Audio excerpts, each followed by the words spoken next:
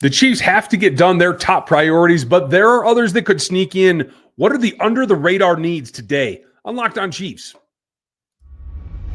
From the land of the free and the home of the Chiefs, this is the Locked On Chiefs podcast. Welcome in, everybody. Thanks for making us your first listen today. Check out another Locked On show for your next listen as we get ready to run down everything going on. The Chiefs need to be paying attention to. They're off the combine. They have a lot that they have to take in and evaluate, and they have to be prepared for their next moves. There are some of those coming. The roster depth is maybe not what we think that it is in terms of overturning this roster. That's coming up later in the show. There are some surprises that will happen around the league. What should the Chiefs act on? Shouldn't they? What do they have to just kind of filter out? That's coming up next. But we start with under the radar needs, things they should get done. But it's not that first day of free agency. It's not the first round of the draft. It's other things that lead to the quality of this team that we'll put on the roster in 2025. We are going to run it down for you like we always do. This is my partner, Chris Clark from KC Chiefs Corner. We've been doing this a long time together. If you just found us, it's going on 9 seasons coming up that we will be doing the show on this team. And it will be a big, big deal when we get there. You can check him out at KC Chiefs Corner. You can find my work at NFL33.com, where I run down the rest of the league-wide, the team-building stuff, a lot of draft content, including my draft board and everything that goes into the Rogue APC draft guide will be there. Go get subbed over there and check out RGR Football as well as we break it down from another point of view. Lots and lots to go over here. Under the radar is something that I think we can get really carried away with this particular season because the needs are so glaringly massive in your face. You have to fix the offensive line no matter what. The whole tag situation with Trey Smith plays into that. You can't let it degrade any further because if we've learned one thing over the last 8 years, it's that you can only slow Patrick Mahomes down if you ruin his offensive line. That is the answer for the rest of this league. So besides that, what are some of the under-the-radar needs, the ones that maybe don't show up, but they're going to have to address? On the offensive side for me, it's really about you get past the top 3 receivers. What are you going to do then? How can you make this unit more? Because along with protection, having more targets downfield that can grow into a trust pattern with Patrick Mahomes is the other end of that spectrum. I'm curious, who's your third receiver in that regard?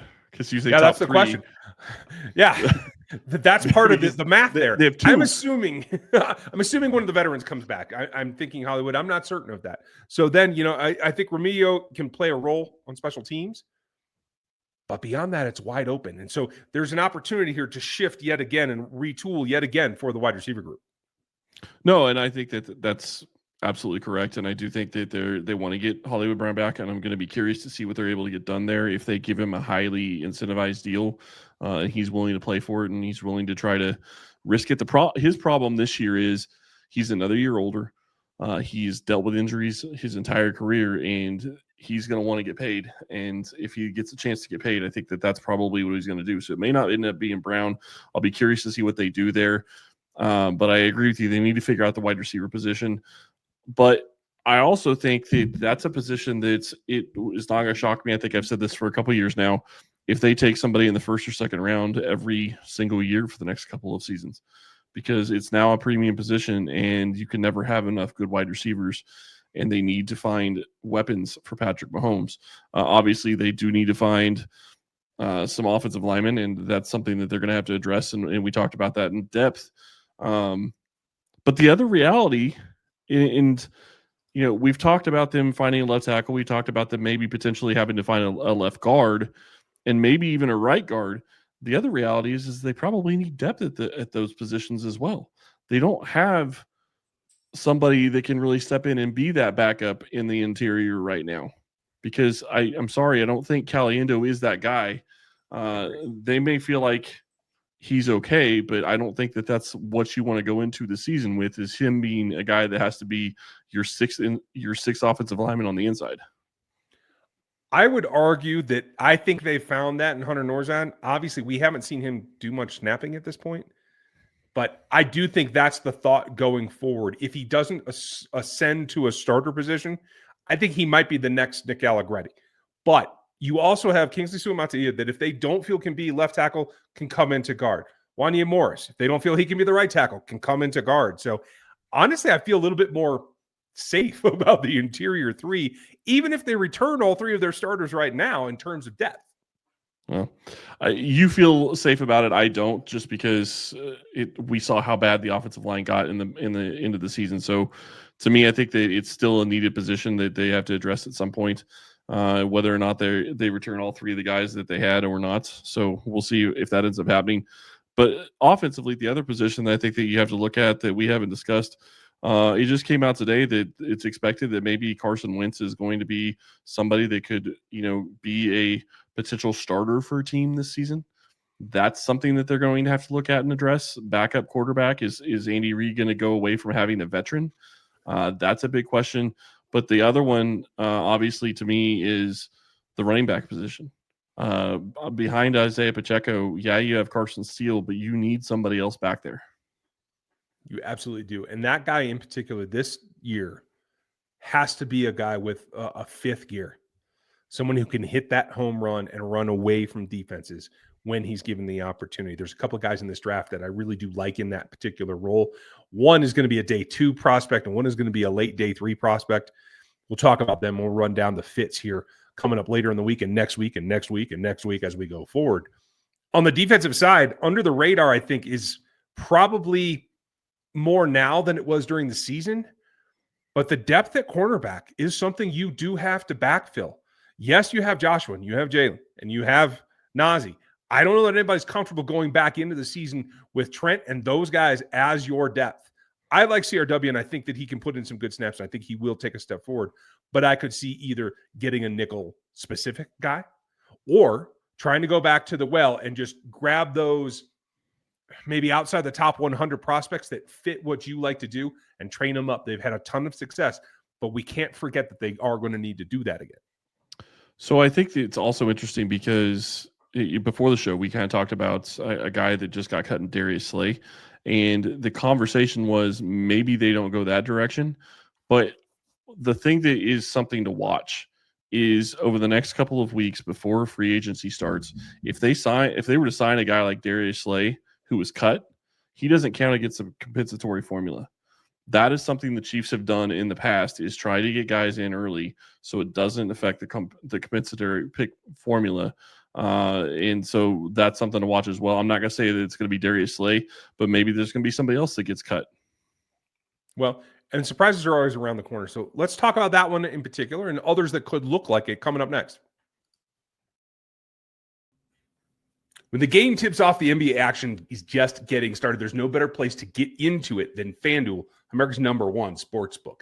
With FanDuel, you can place your live bets throughout the game, start to finish. Even if you miss the opening tip-off or you want to bet on a fourth quarter comeback, you can get there. You can stay in the action. And if you want to go looking for a bigger payout, you can even combine your live bets into same-game parlay. You got to love that because it's a new aspect. You can just roll it into it. If you're backing your team for a late-game rally or picking up a player who just hit a 3 and you think he's getting really, really hot, you can do that in the app, and it makes it super easy. Right now, our new FanDuel customers are getting $150 in bonus bets if you first get a $5 bet that wins. Just visit FanDuel.com to join today. That's FanDuel.com for your shot at $150 in bonus bets right now. Make every moment more with FanDuel, the official sportsbook partner of the NFL and the NBA. Folks, make sure if you want all that information and the rundown of the draft and the combine and the things that go into the business side of the NFL, check out NFL33.com. I would appreciate it, as well as KC Chiefs Corner, where you can get Chris's work. Lots and lots go into planning for every offseason. You stack a board for free agency just like you do for the draft. Nobody ever sees those unless you happen to be whoever was in charge of making the poor decision to put the Giants on Hard Knocks offseason last year. I don't think anybody will be doing that again. But I do think that is important to understand that is a plan. No plan survives contact very long. Sometimes you get thrown horseshoes. You get thrown sideways. And the Darius Slay cut is a perfect example of that. He's a guy with a lot of veteran experience, had a high price tag. A lot of teams will be interested in adding him to a room, especially this time of year when the compensatory formula isn't going to kick in, just because of the experience factor and what he can bring. You have to consider that when those things happen, don't you? Yeah, I think you have to. The cost is always going to be the big question when it comes to guys like Darius Slay and any free agent that is going to be out there right now.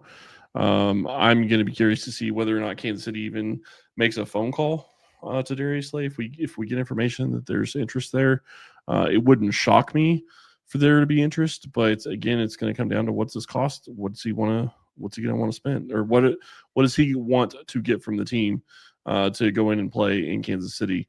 They're not going to be able to spend a lot of money, especially at the cornerback position. It's just not a position that they really are going to need to spend money at. So it's not going to shock me if that's not going to be the type of guy that they go after.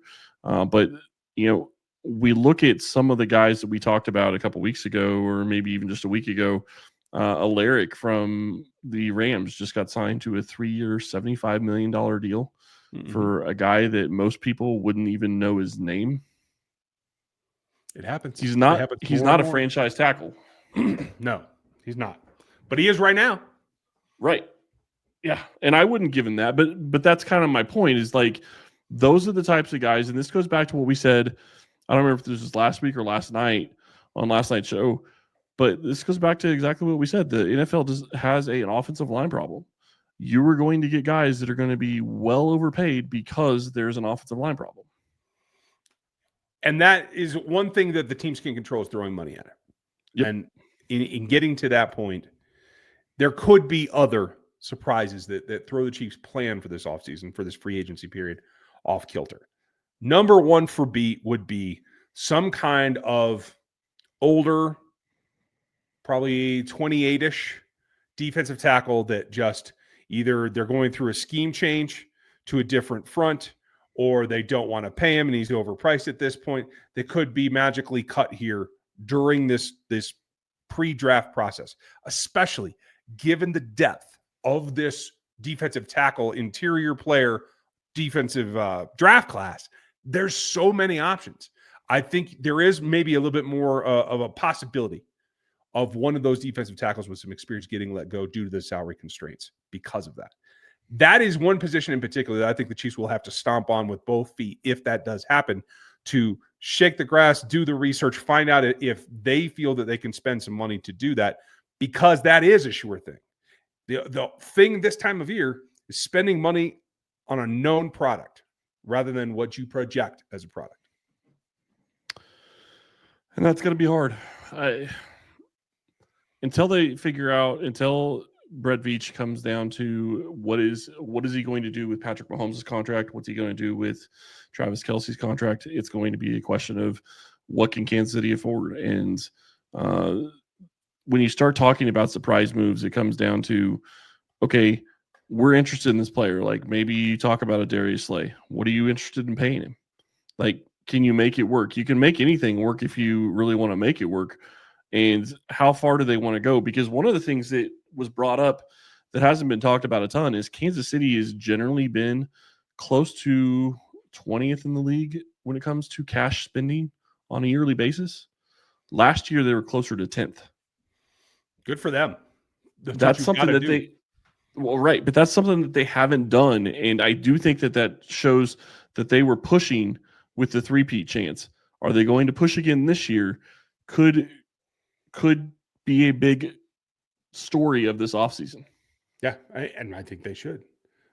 Farewell tour for Travis Kelce, most likely, unless this summer just rejuvenates him to a point that that surprises me. I think for him, for the offense, for riding that wave, you got to continue to sell out for it, in my opinion. Yeah. Well, and then you get into, this will be year 3 of Rashee Rice. This will be year 2 of Xavier Worthy. With Rice, you're going to have basically a situation where at the end of this next year, you can sign him to a contract extension if you're going to try to sign a wide receiver to a contract extension. And we'll see. And obviously his suspension will have something to do with what he's able to do on the field. But all this is going to play into what Kansas City's plans are. We talk about the future. We talk about surprises that they could possibly have. And obviously players get cut that they don't expect to see cut, and maybe they make a move that they weren't expecting to be able to make because somebody came available. They feel is a perfect fit, but they have to build this for the next 5 years. They can't just build it looking at 2025. So surprise moves, yes. how much are they going to spend to get it done, and what type of surprise move, or is it going to be a big surprise move? That's the big question when it comes to that kind of stuff. Yeah, and this little piggy has to build a house out of bricks. No straw houses this time. It has to be foundational, so to speak. And I it's do funny think it's funny you say that, because the Chiefs have won 2 Super Bowls in the past 3 years, and Yeah. we're talking about a straw house. Like, I get it, because you look at the offensive line and you go, how do you get to that point with that offensive line? I understand that. But at the same time, every other team other than maybe the Eagles this year would have taken what the Chiefs did, other than the Eagles. And to call it they need to build a brick house, but they do. They absolutely, this team has been built foundationally in the trenches, and they need to get back to that. and that's again back to the top. The one weakness that you found. How does the league try to attack the golden boy that is QB1 and Patrick Mahomes? It's by thwarting his offensive line, because he can only do so much, and that is the Achilles heel that we found for him through his career. The 2 times that he has been unsuccessful or stymied in any way that's significant has been because of that particular factor. Yep. And that's the problem. I mean, so that actually brings you to the next thought process of, I said this last segment, does Kansas City go out and draft a wide receiver in the first or second round every year for the next 4 or 5 years, whatever? Maybe they shift it. Maybe they go out and draft an offensive lineman in the first round for the next 4 or 5 years, because the reality is you have to keep a young, talented line around Patrick Mahomes, and if you can do that and you can keep the cost down, he's going to be able to make people work, regardless of whether or not they're a superb player and high first round pick talent, or somebody else like that. So I do think that there is some validity to the thought process of, if you can bring in high talent at the offensive tackle position, or on the offensive line just in general, and keep Mahomes upright and give him 4 seconds a time to throw, I think that you have a Super Bowl caliber team every single year, because he's able to do what he does. Yeah, and he elevates everybody else on that offense. Now, the defense also has to have some say. These last 2 years, we've seen the defense creep ahead. Now they have some work to do. There is maybe some depth that looks deep that maybe isn't. We're going to explore that on the backside of this.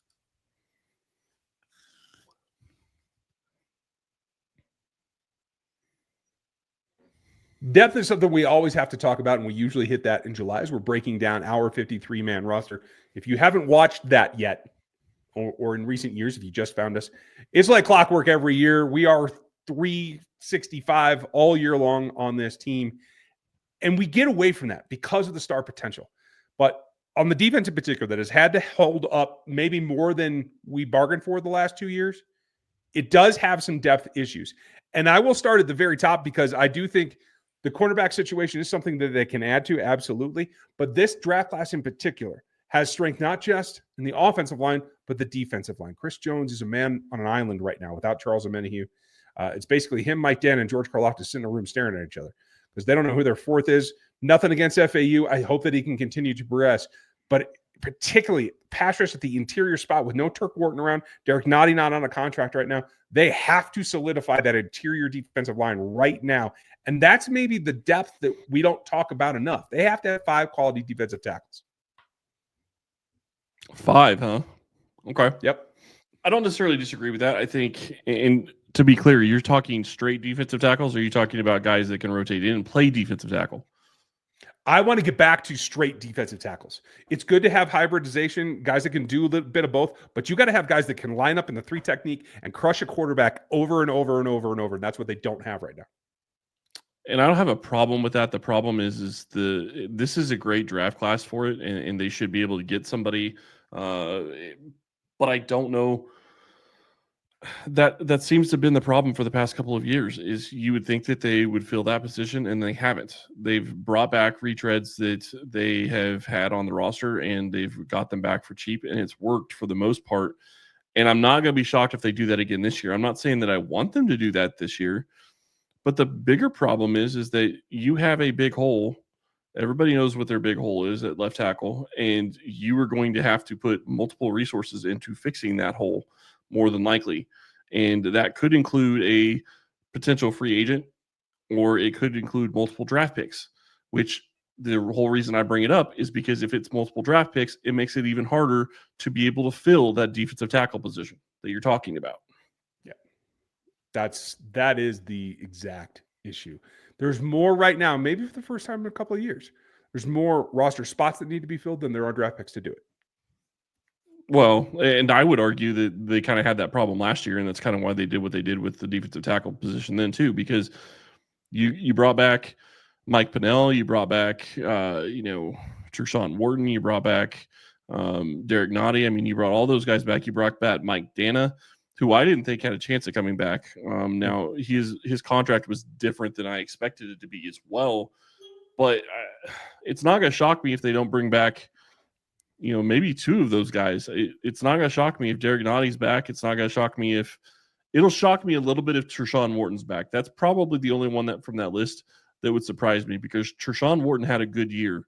He may not be a household name, but he had a good year, and I think he's going to get paid in the defensive tackle market. And if he doesn't get paid by somebody and Kansas City finds a way to snag him, that's a huge boon for this defense. And I hope they learned their lesson from Colin Saunders departing, because that was the same situation there. A guy who put in quality work, went elsewhere, was able to get a contract. And honestly, I think they've missed him. I think the same will be true if Turk Wharton does not resign here. Well, I just don't know that they're going to be able to afford it, honestly. I think that he's going to get more than they're going to want to pay at the defensive tackle position. Like, look at what they gave Derek Nottie and look at what they gave Mike Pennell. They were paying in pennies on the dollar compared to what they were going to have to pay a guy like Turk Wharton. Because Turk Wharton isn't going to get, in my opinion, less than $5 or $6 million a year, would be my guess.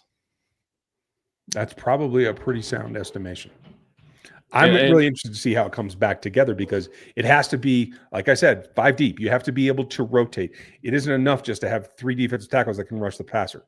I just don't think it's going to work. Yeah. Well, and that goes back to what I just said a minute ago. Like, it would be great if they had more draft picks.